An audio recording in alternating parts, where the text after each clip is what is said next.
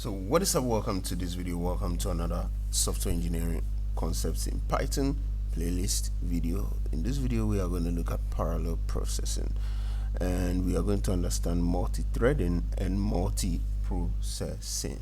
So in modern computing, multi-threading and multiprocessing are key approaches that enable systems to handle multiple tasks simultaneously, improving application performance while operating in fundamentally different ways.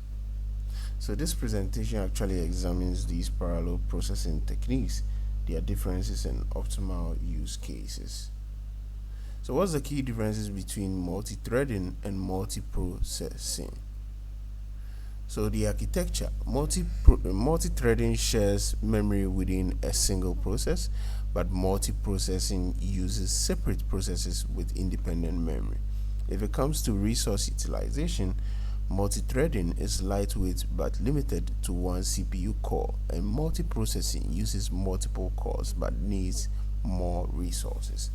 On the grounds of application scenarios, multi-threading suits input-output bound tasks, and multiprocessing excels in CPU-intensive applications.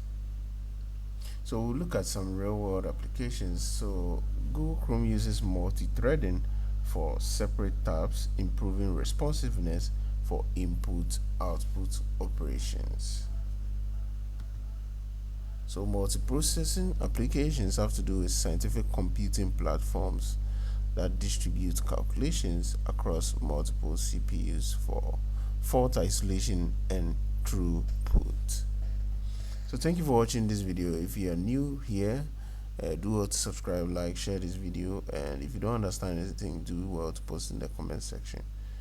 Modern applications often combine both techniques for performance. Thank you for watching this video. Let's get straight to it.